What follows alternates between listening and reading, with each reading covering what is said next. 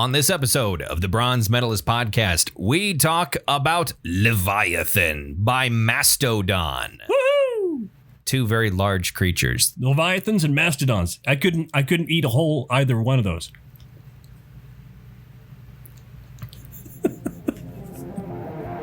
Sure.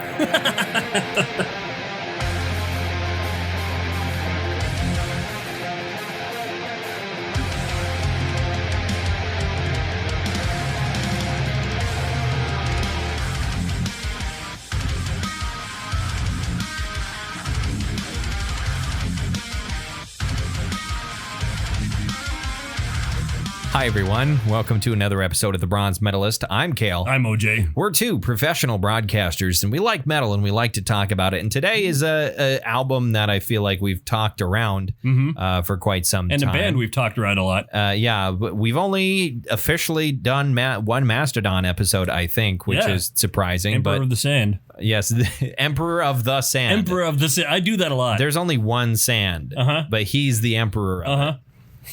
Of all the sand. Well, no, just the one sand just that one there sand? is. A grain? Yeah, there is a grain, and he's in charge of it. He's the emperor. He's the emperor. Of the sand. Well, I feel like in order to be emperor, because otherwise you just be king of sand. Sure. In order to be emperor, there has to be at least a couple different sands. Sure. That's generally how you define the difference between a king or a queen and an emperor or an empress. Sure. Is that they rule over multiple nations and cultures. None, of course, are an elected post. Yes. Yeah. Well, I mean, the emperor of the Holy Roman Empire was technically elected, I suppose. not by the people, but he was elected by a group of his peers, the electors, as it were. Right. That's why we have them. Yeah. I don't know. The Holy Roman Empire, I think, technically still existed when the United States came to be. Well, yeah. Which is kind of weird to think about, because when you think of the Holy Roman Empire, you think of like old medieval times. It's like, no, they existed right up until Napoleon kind of destroyed the shit out of them. Sure. They were around for a while. Was it the second Holy Roman Empire or the... It's kind of... Before the Byzantine period, or... It wasn't that kind of Roman Empire.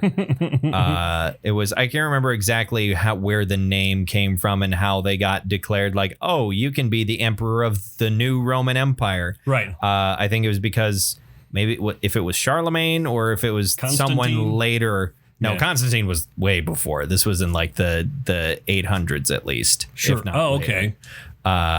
Where someone was attacking Rome and this king showed up to save it. And they're like, you get to be emperor of Rome now. And the king was like, cool. I thought Constantine was after that. No, Constantine was the first Christian emperor. It would be weird if it took they called 1,000 years. Yeah, if they called it the Holy Roman Empire before they were Christian. Holy in the eyes of Odin, I guess. Actually, their architecture initially had a lot of holes in it. Oh, okay. Yeah, no, Constantine was in like 200, 300, something like that. I can't remember. I'm not super up on like my Roman history, but it was like a couple hundred years AD. Essentially, it was the Holy Roman Empire didn't become a thing until like the 900s. Sure. Some people consider Charlemagne to be the first Holy Roman Emperor, but he was more like emperor of, or the king. He was the king of the Franks, and then there was some other stuff. It's weird.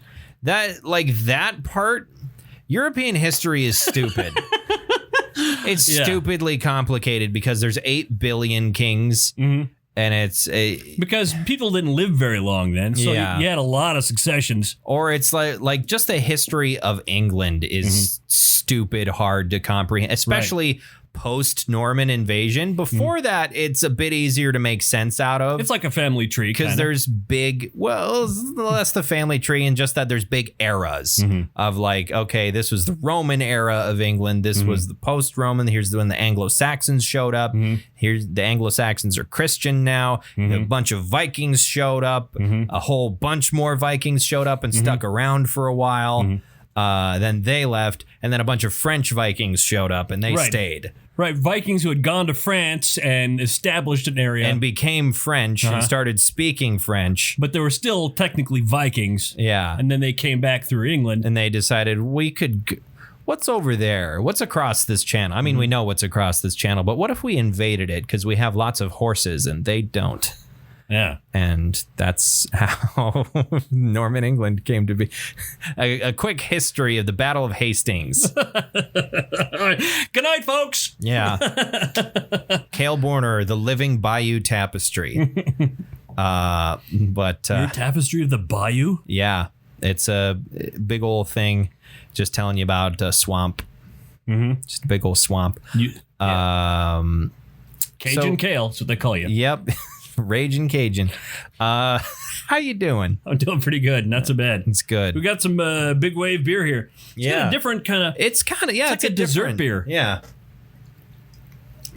I mean, it's almost kind of pineapple-y. Yeah, it's just a little fruity. Yeah. I don't mind it. It's good stuff. It's big wave because we're doing a nautical themed album, so I thought I'd bring a nautical themed beer. It's a good thing. You been up to anything lately? Man, almost nothing. I've done little to nothing. Although today I did accomplish a thing according to Fitbit. We were talking about Holy Roman Empire. I have, since I got this Fitbit on the first day of February, I have walked the length of Italy. Of Italy. Well, there we go. I thought you were going to say Germany because...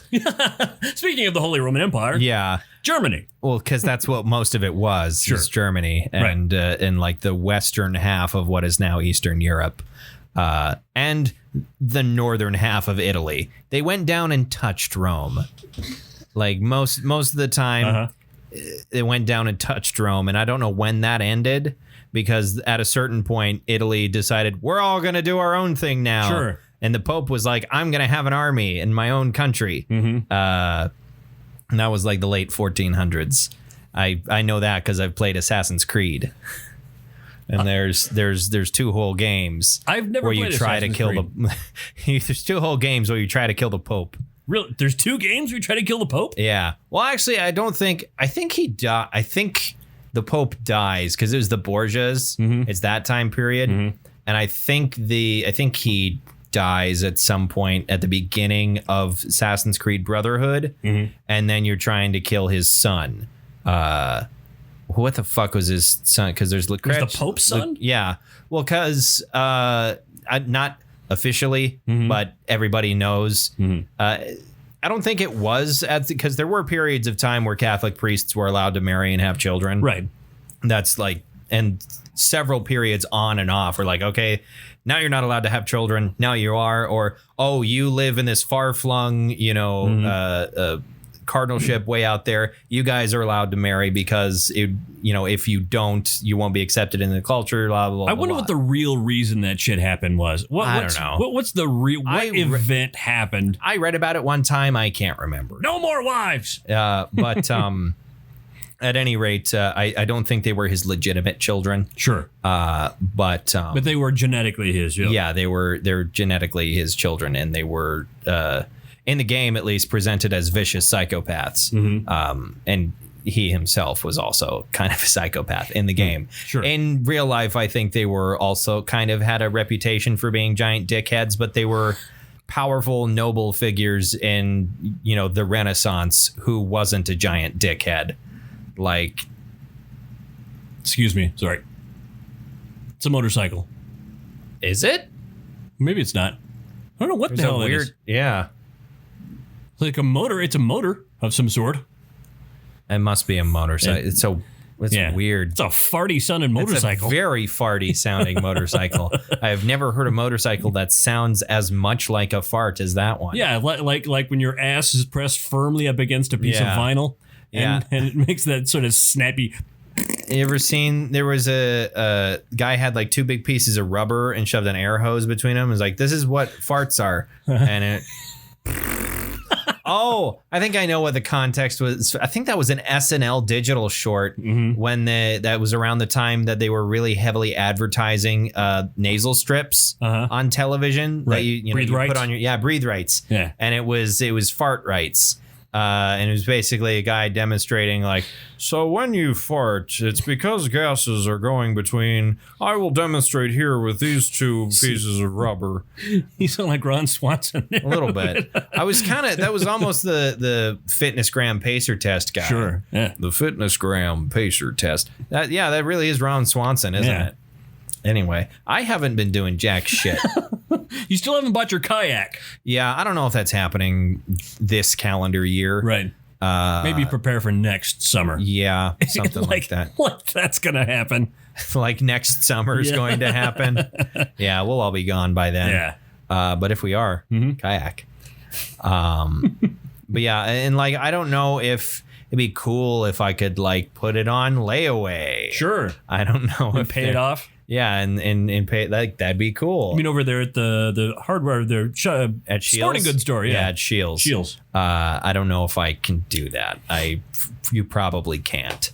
I'm sure you could do layaway at Shields. Maybe it's probably in my better interest to just wait until like next March. Sure, and then start looking at Craigslist and eBay and whatnot, and look for the kayaks that all of these people bought that they no longer want. Right. They bought them because, hey, COVID-19, if I get in a kayak, I'm socially distancing. Yeah, I'm getting outside. out there on the water. I'm outside. I'm getting some sun because I've been inside so much. Let's go get a kayak.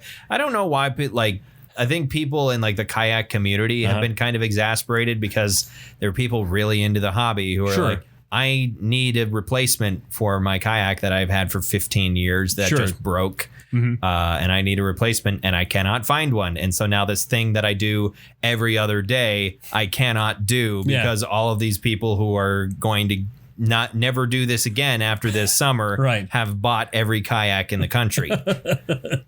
So I get why some people are annoyed. But then again, it also means probably lots of kayaks for real cheap come this spring. Yeah, so. I was in my kitchen and I picked up all the laundry that I have on the floor in there, and there was a kayak under it. I forgot I had this thing. I'll put it on Craigslist. But yeah, I'll have to see.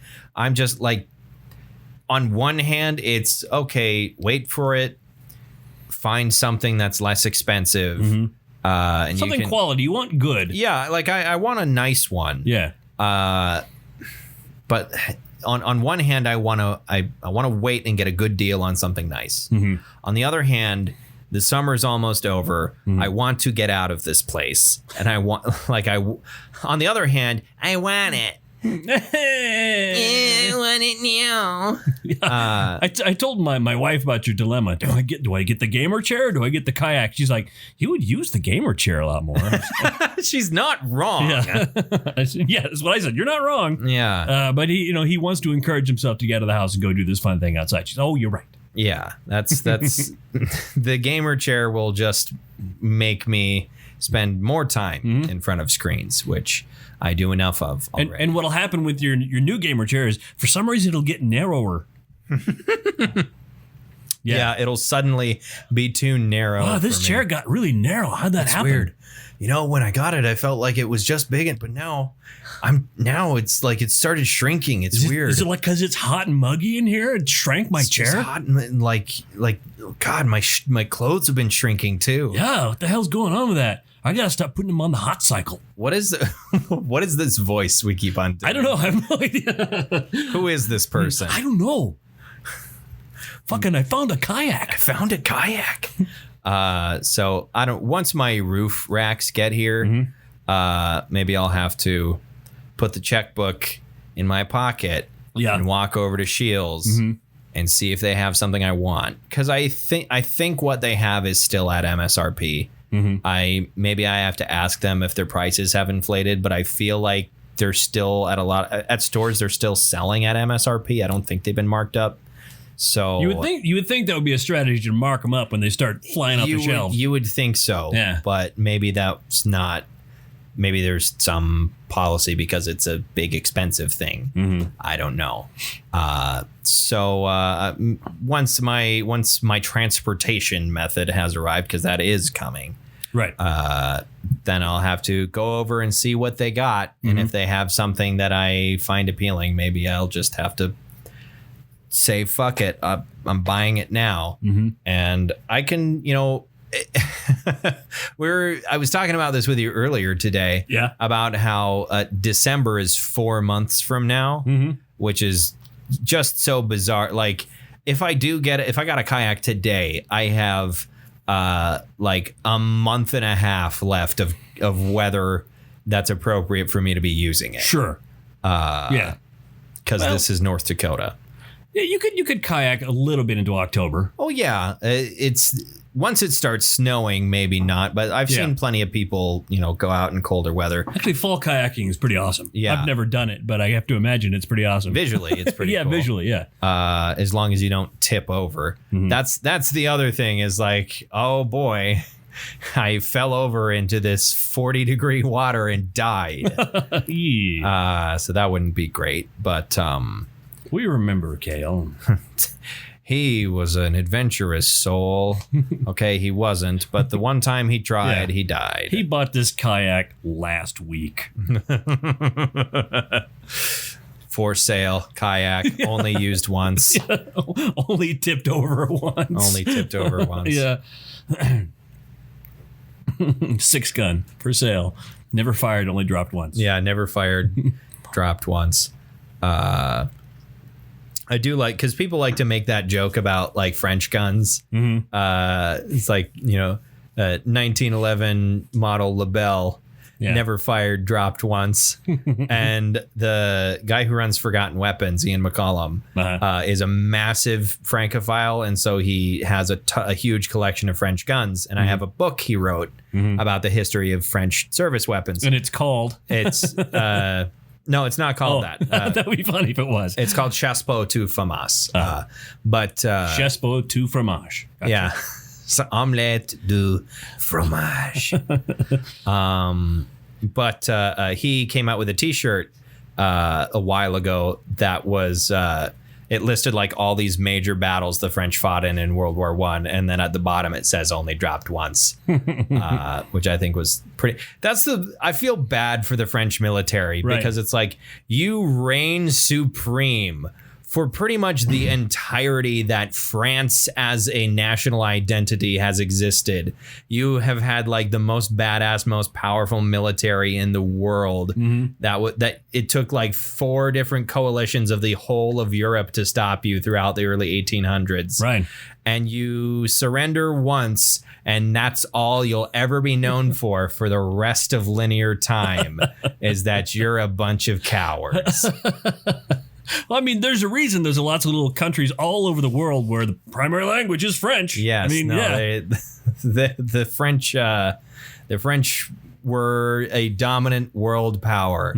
It's just they weren't ready for a bunch of Germans on meth. That's true. They were on meth. Yeah, no, Blitzkrieg happened because they were on a ton of drugs. Yeah. But anyhow. Leviathan. So Mastodon. If you don't know who Mastodon are, who are they? Well, I'm about to tell you.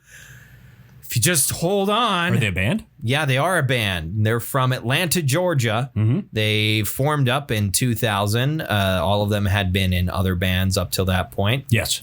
The group is composed. We got Troy Sanders on bass and vocals. We got Brent Hines on lead guitar and vocals. We got Bron Daler on drums and vocals.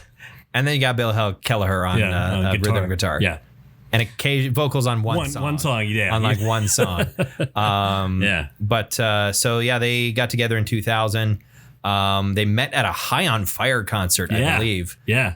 And just started jamming with each other and put out some material. They put out an album called Remission in 2001. And then in 2004, they followed it up with Leviathan, which is their first concept album, although it's it's a loose concept. It's the least conceptual of their concept albums. It's more of a themed album than a concept album. I think that's more appropriate. So a lot of the ideas are loosely based off of Moby Dick by Herman Melville, hence the beautiful artwork artwork on the cover of this album. It is fantastic. My God. The full, like, there's the CD cover, and then the full cover that I have for my vinyl out in the living room. The full artwork is just so gorgeous. I love all of their artwork. All of it is so colorful. I love their logo too. The more the serifed font that they use, sort of the scroll work that they kind of do, versus on their concept albums they have, like, you know, fancier. Right. Their logo looks fancier, and then on their non-concept albums it's sans serif, just sort of flat blocky letters. Right. It's a tighter design, I guess, but it's kind of boring to look at. I don't like their non-concept logo. You should tell them that. For it. Yeah, I'm gonna write them a sternly worded email. Send an email to Uncle Bill. This band is made up of exclusively everybody's favorite uncles, basically. Yeah, it's all four of them. You look at a picture of these guys, especially now that they're, you know, all in their mid 40s. Yeah, who will be 50 next year? Brent Bill? Bill, yeah. Bill's going to be 50 next year? Bill's the oldest one, yeah. How old is Bill? Yeah, Bill's 49. Yeah. But they all look like the coolest uncles, basically. Yeah. Braun is your mom's little brother. Yeah. Braun is your mom's little brother. Brent is the weird brother who's super nice, but nobody really talks to anymore. Right. They really don't invite him to holidays. Yeah. Like, he's not creepy. He's just, he's a handful. Yeah. And a little, and kind of weird. Troy's got it together, but knows how to have fun. And Bill he's cool, but Bill's the uncle that took you in when mom went to jail for a while. The one who really has his shit together. Yeah. He's not fun. He doesn't drive a sports car. He's sensible. He's very likable. He's an incredibly likable and well put together uncle. And that's Mastodon, basically. Yeah. These guys are all like my age too.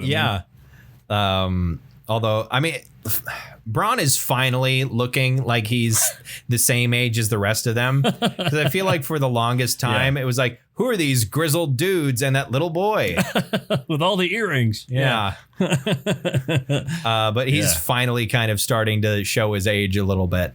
Man, I love these guys. Their sound... mostly you just kind of call it heavy metal for the most part. Progressive metal is another big component, especially in the earlier.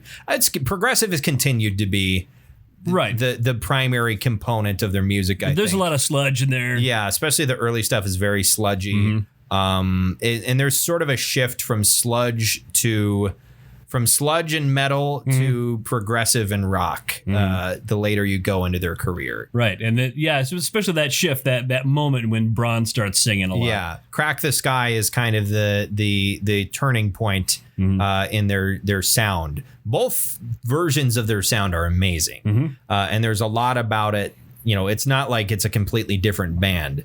You know, you listen to them together and it's like, oh, this is all still Mastodon. Yeah. I feel like if you listen to Remission right next to Emperor of Sand, you're going to be like, that's a big jump. Yeah. But it's a big jump that happened over the course of 17 years. Right. So it's not that huge of a leap, basically. So Leviathan came out in 2004. I think it's not their best selling album, but I think amongst critically, it's critically very successful. And I think among Mastodon fans, at the very least, Blood and Thunder is like their favorite Mastodon song. And I think Blood and Thunder is probably their most listened to song on Spotify. I know on your Spotify account it is. Yeah, at least listed on their Spotify. And it also ranks by like newest stuff. But Blood and Thunder at 28 million listens. And the next one is The Motherlode at 21 million. Wow. Also a great song. Yeah. Show Yourself, which Show Yourself is their most commercially successful single. Yes. But on Spotify, it only has 17 million listens. Right, because it doesn't really pander to Mastodon fans. Yeah. It's a great song. It's a good song. It's not the best, by far not the best Mastodon song. No. Not even the best Mastodon song on that record. Right. Which I think on that record, I'm really fond of Roots Remain and Ancient Kingdom. Those are, and Sultan's Curse is really, really good too. Yeah, the opening track. There's a lot of great songs. It's full. All their albums are chock full of great songs. But this one in particular, right? It's chock full of great songs, but it's one of those where we're going to get to this. Hey, which is your favorite song? I mean, there's really no question. Well, there's two choices for me. Really? Actually, the one I put down is probably not the one that you're thinking about necessarily. But sure. Actually, you don't come to think of it. I'm saying this now. You're right. It's not my favorite on the album either. Yeah, so we're talking about Blood and Thunder. Yeah, which is the opening track on this album. It's the Mastodon song that a person is probably most likely to know. Right.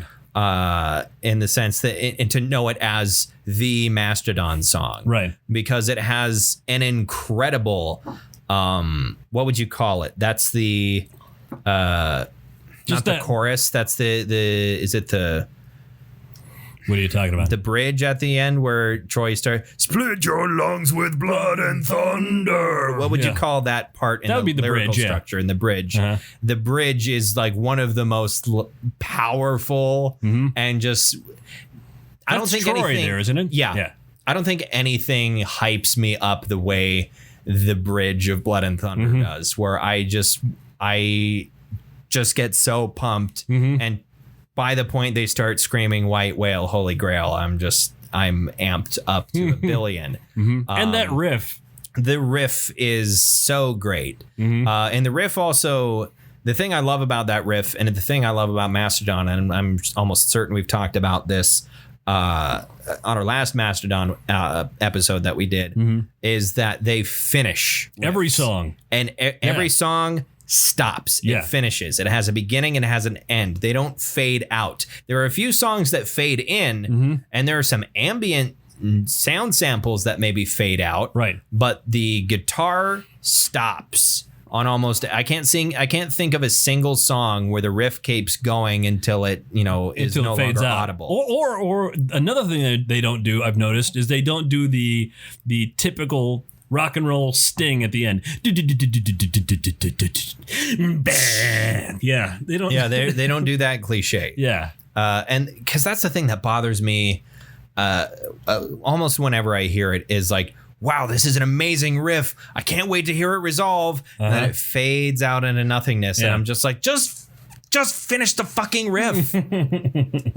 And like Blood and Thunder is a short, sweet song, and it finishes, and you're like, that was so satisfying. And it's to the point where it's so satisfying, you kind of don't need to listen to the rest of the album. And a lot of times I don't.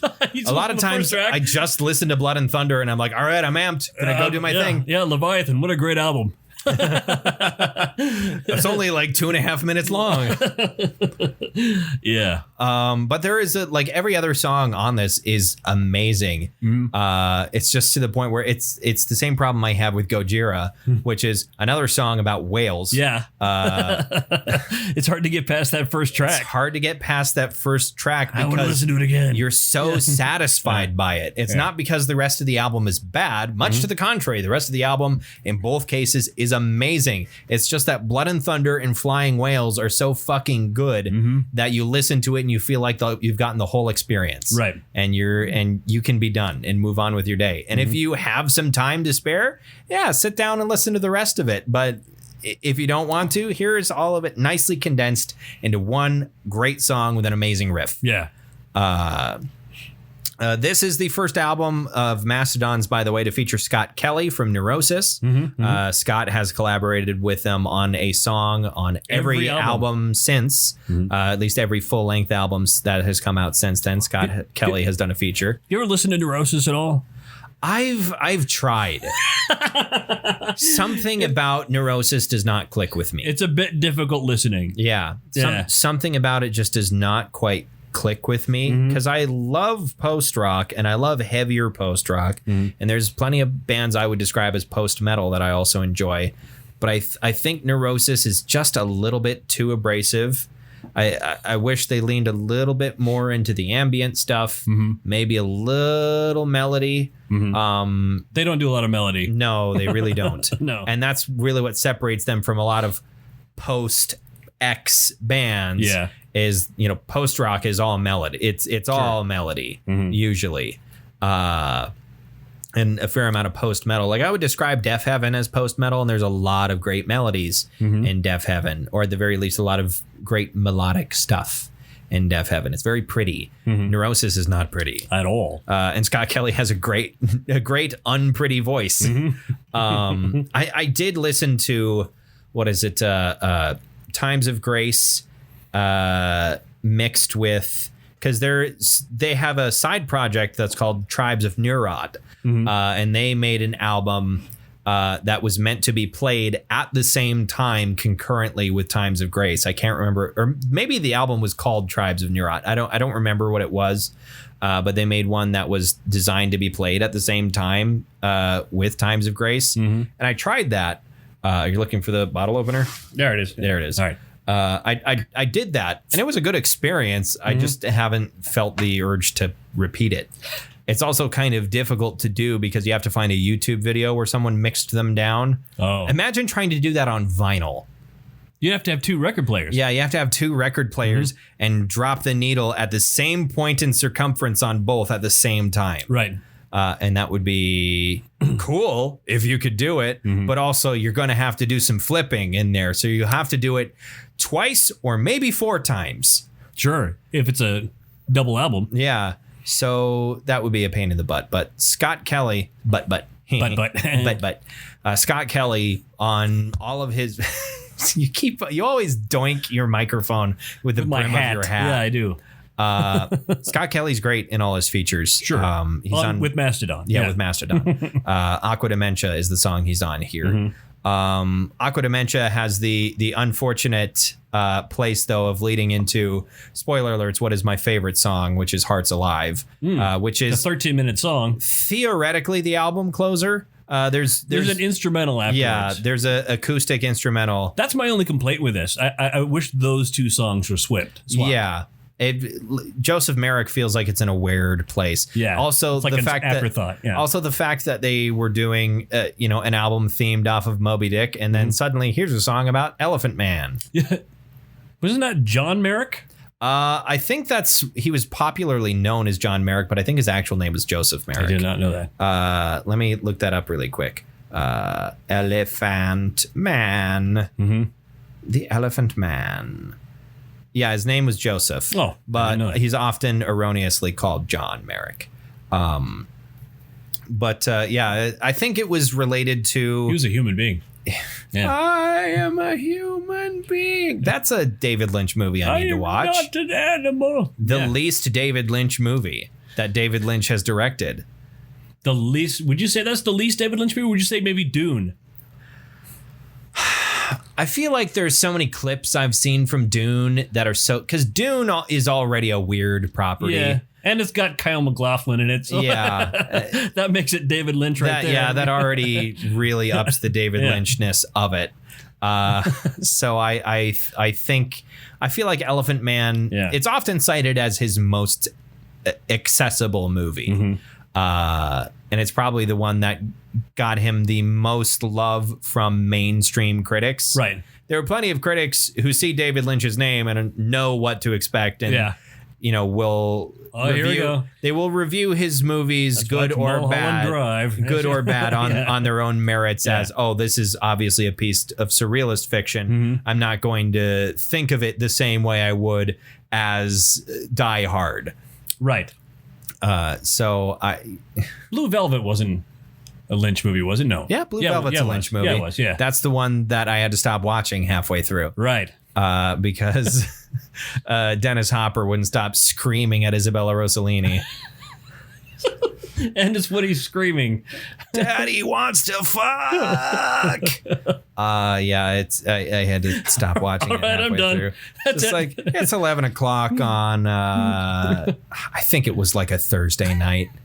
I think it was like a week. It was a school night. That's a good place to stop. A school night. Wait, was it a college school night? No. Oh, no. No, I was just saying that because I was living here. Oh, you were living in this apartment? Yeah. Okay. It was in this apartment. I was not in school. I had to get up early and go to the 3rd grade. Who is that third grader that loves David Lynch? There is one out there. I know there is. I want to find him and talk to him or her. Get that child some help. Whoever this child is, they are very interesting, and I want to have a conversation with them. How old is your child? Oh, they're 8. And who's their favorite director? David Lynch. How many of their movies? How many of his movies? Oh, they've seen all of them. All of them. All of them. Really, all of them. All of them. Like that commercial for SRT. Did I tell you about that? No. There's an SRT commercial from the 90s where they were touting, because it was a new thing, their internet service. It was high-speed internet, and they were doing it by a story.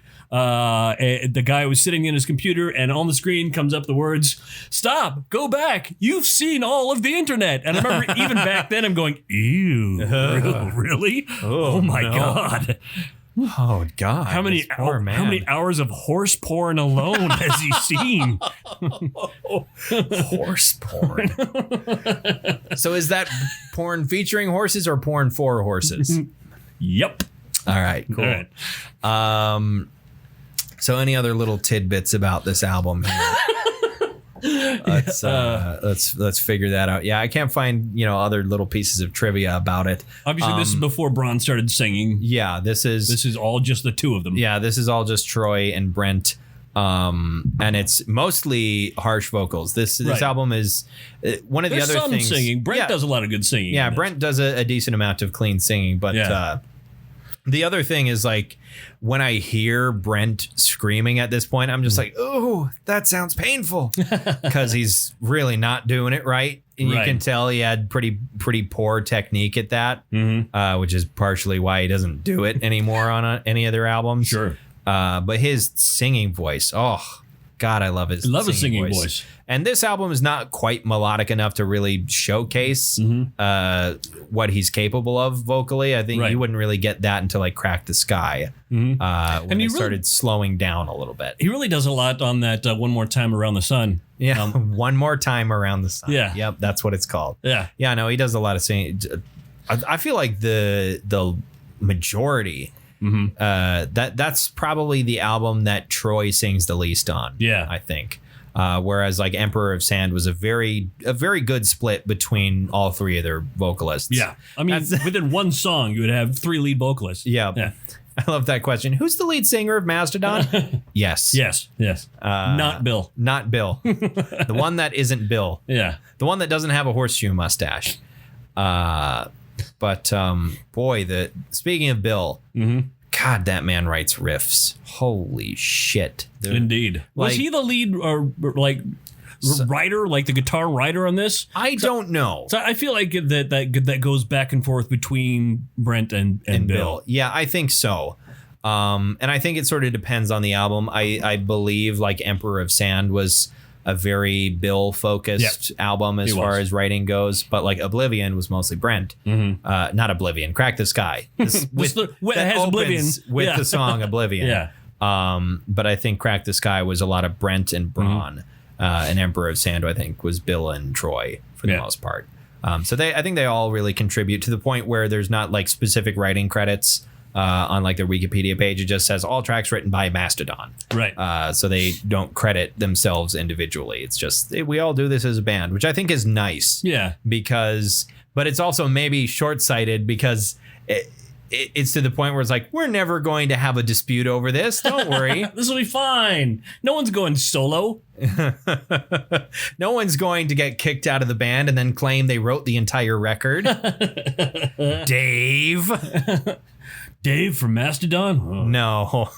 Oh, no, yeah. Dave Mustaine. Dave Mustaine. Yeah. I saw a clip, by the way, today, just to confirm that Braun's name is pronounced Braun. Yeah. I'm like, because I question myself a lot about everything. It's Brann. Yeah. And if I didn't know it was said Braun, I would say Bran. Right. And I often do. Yeah, but it's Braun. It's Braun. Yeah. Like the paper towel. Of the Blackwater. Right. Braun of the Blackwater, right. There was a thing. It was on as opposed to Bran the Builder, and also Bran the Broken, who let me remind you is now the king of the 6 kingdoms because the North got to leave because Sansa said so. Makes no fucking sense, but also Bran the Flake. Oh, okay. Yeah. Got it. Don't forget Bran, the very important Bran the Flake. Mm-hmm. But it was Braun. He was on Late Night with Seth Meyers, and they were discussing how to pronounce the word niche. Okay. And so he says, here's 2 of our writers and Braun from the band Mastodon. Why? To discuss how you say the word niche. And it was the writers was going back and forth, niche. One said niche. That was a niche. That was a niche. They got to Braun. He said, bitch.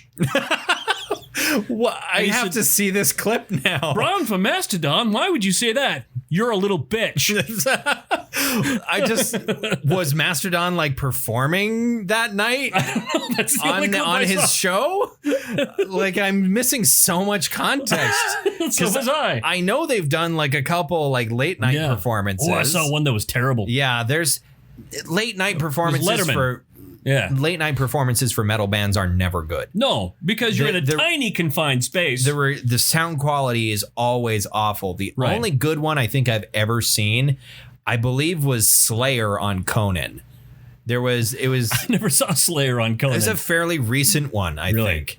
Where Slayer was on, or maybe it was Colbert. It might have been cool. Anyway, Slayer was on a late night show and the sound quality was pretty fucking good. Yeah. Maybe because Slayer's sound guy was just like, get the fuck out. Yeah. I'm handling this. Move. It's just whoever was handling like on the audio board for the TV, you know. Yeah. Up in the booth with the director of the program. Move. Get out of here. Their sound guy. You're going to fuck it up. Get out of here. Their sound tech just walks in. Head producer for the show. Leave the room. Head producer for Late Night with Stephen Colbert. Fuck off. I'm the guy from Slayer. I'm the guy that makes Slayer sound good. Get the fuck out of here. Do you know how hard it is to make Kerry King's guitar solos sound good? I'm the guy who does that. But yeah, no, there's been many I've seen. I think Every Time I Die performed on Jimmy Kimmel one time, and the sound not the show. They were all standing on Jimmy. That's Jimmy's thing. Yeah, he's into that. He likes for metal bands to stand on him. Who doesn't? Me? I've been at metal shows and people have tried to stand on me. That's true. I've been there as well. I did not like that. No. I've accidentally stood on other people at metal shows as well. I've gotten kicked in the head by crowd surfers at Warped Tour too many times. Yeah. I'm not a fan of, like, I get the appeal of crowd surfing. I understand, but you're forcing a whole bunch of people who are not there to hold your sweaty ass up over their head. My favorite crowd surfing moment is going to be at the Elks here in Minot. One time I was playing on stage. I was filling in for a friend of mine and his band as a vocalist, and there were 8 people in the audience. And so instead of, crowd surf, because they wanted to crowd surf. It's a metal show. Yeah. So they just picked up a dude and walked around with him. I mean, that's the first Warped Tour I ever went to was the first time I saw Every Time I Die in concert. And awesome. It wasn't Keith. It was Jordan. At the end of the show, Jordan leapt off stage. He unplugged his guitar, leapt off stage, and then had a group of about 10 people carry him to their merch booth. It was over there. Wonderful. Carry me over there. Yeah, basically, just like this way, and everyone was like, "All right, Jordan." Oh, okay. My buddy Mason, I think every year. Every Time I Die was there, and he was also there. He got somehow would always encounter Jordan in the wild and get a high five from him. That's awesome. I don't know how that would happen, or how he ended up doing that every year, but it would happen. We need to talk. I think we did Low Teens at some point, didn't we?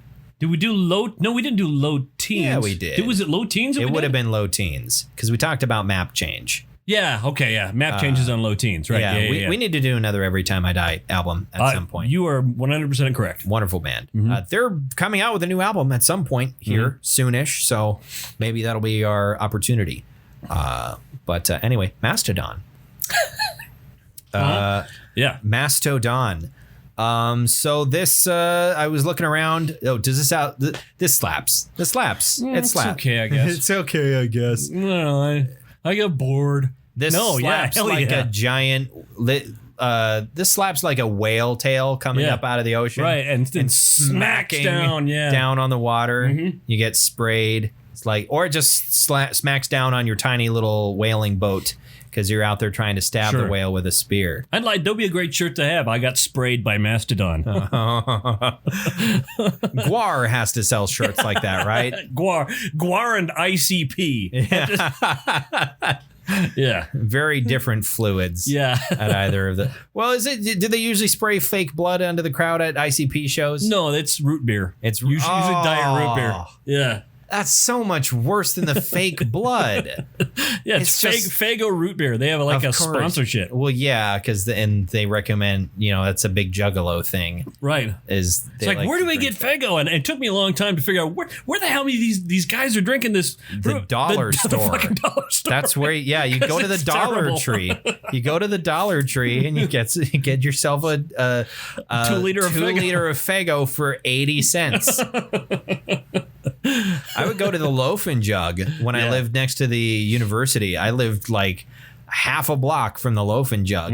And I didn't do this, I guess, when I lived next to the unit. When I lived on campus, I would get a 2 liter of their knockoff Coke that they had there. What is it, Big K or what is it? No, something like that. I remember it is. Yeah. And that was like 80 cents. And I would buy that because why wouldn't you? It tasted fine. It was fine. Yeah, it was fine. It was that fine. Definition of fine. It's fine. It's fine. Of the many definitions of fine. So scores, looking around, averaging amount 89%. Sure, fairly high marks for a good album. There was like one. The lowest of these scores I found was 80. And fuck that guy. Fuck that guy. Who was it? Yeah. Somebody from Blender. Fuck Blender. that guy from Blender. But the wave seen in the full picture of the artwork is a reflection of Hokusai's The Great Wave off of Kanagawa, which is the Japanese wave painting that everyone's seen. It's the painting of a big wave that everybody knows. Right. It's Japanese and you've seen it. Everybody has seen that. You look at it and you go, oh, that thing. Yeah, I know that. Yeah, exactly. Yeah.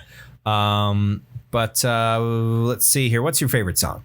My favorite song. Okay, let's just put this away. Blood and Thunder is one of the greatest songs. Yes. The end. Yes. But I really like the song Iron Tusk.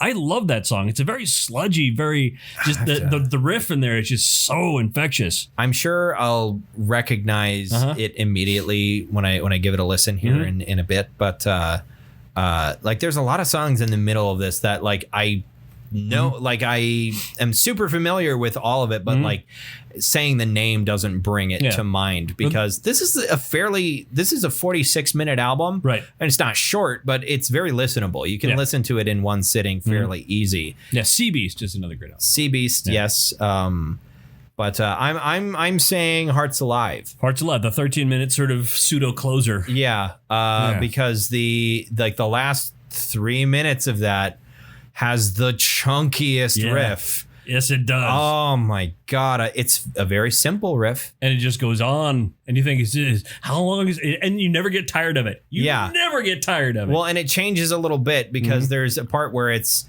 like Bill is doing a version of the riff. And then Brent is just going nuts in the background, just on his guitar, just moving all over the fretboard. he's using every fret. He's using every note. It'd be weird if he was going nuts in the background without his guitar.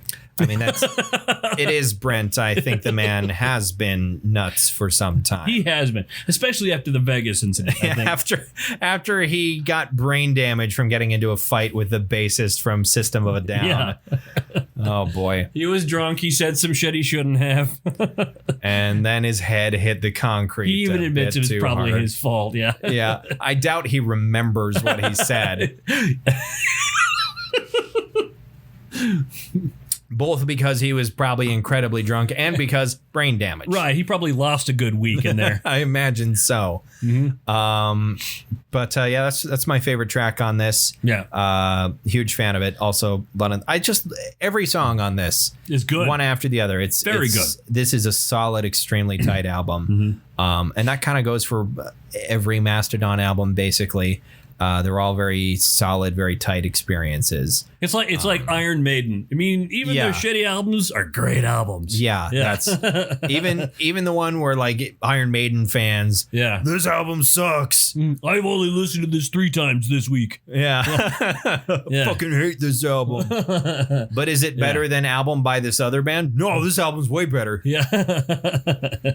Yeah. That's kind of how it goes with Mastodon. I enjoy the living hell out of them, and I'm very excited for whatever they're doing next. They released a new song recently called Fallen Torches. That song, I think what I heard is that song is a new recording, but it's going to be out on a record that is a rarities. So it's songs they've recorded but not released over a long period of time. It's rarities and B-sides and that sort of thing that they're collecting all into one to be released. But I think Fallen Torches is new. I think I heard that is a new song. I might be wrong, but the rest of them will not be new recordings. But they're working on something. Everybody's working on something. That's the thing. Is a band's like, we're working on something. Of course you are. It's your job. This is your job. You better be fucking working. I'm working on something too tomorrow, 9 to 5. Yeah. Yeah. So it's like, if you're not going to work on something, just call it quits. Don't be like all these bands that are just like, no, we haven't broken up. We're just, and we're also not declaring a hiatus.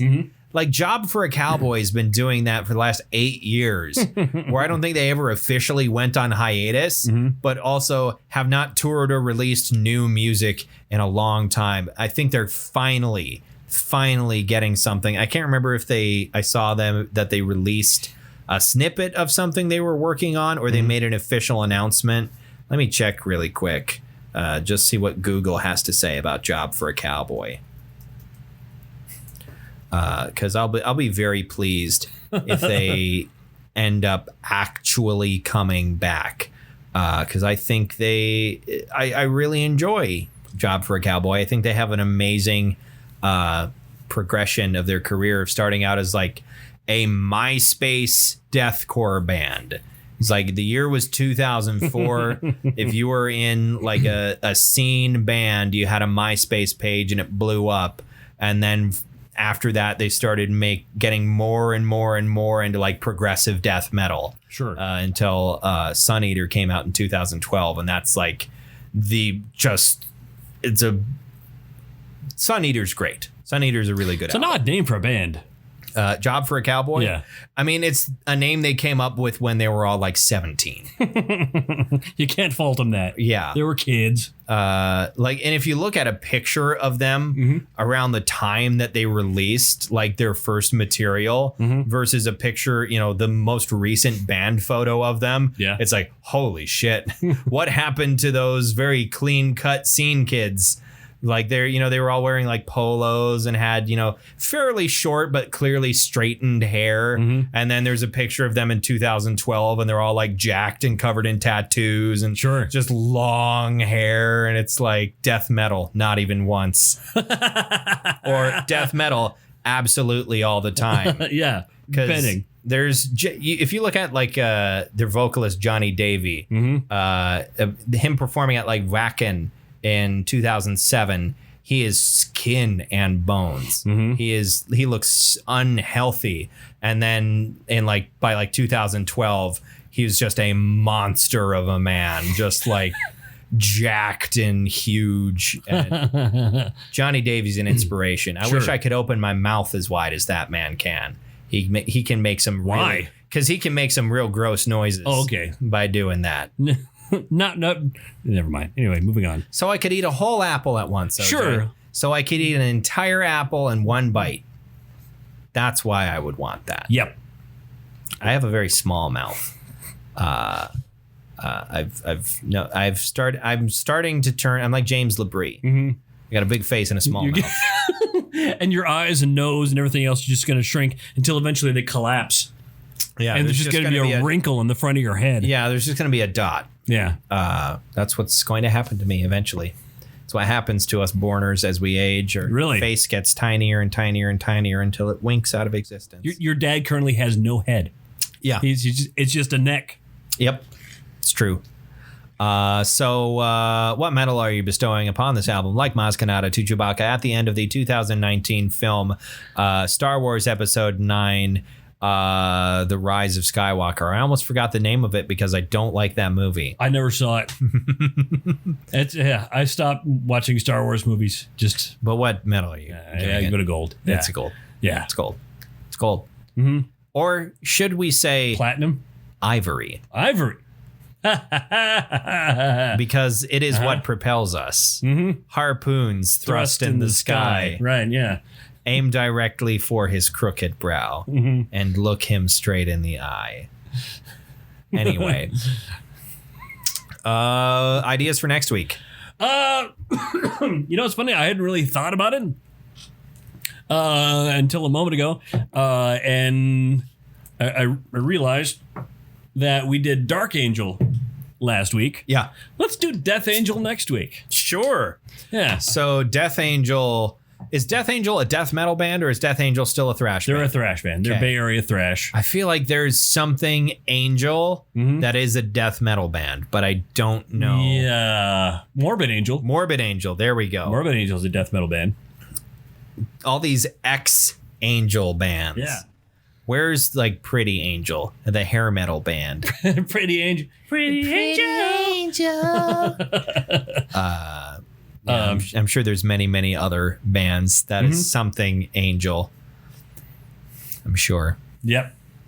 So we'll maybe start with their first album, I think. Which is? The Ultraviolence. The Ultraviolence. And they were all Filipino-American teenagers living in the Bay Area and exploring their thrash metal. It is the Ultraviolence. The Ultraviolence. There's those other Ultraviolences out there, but this is the Ultraviolence. All right. I'm into it. I'm ready for it.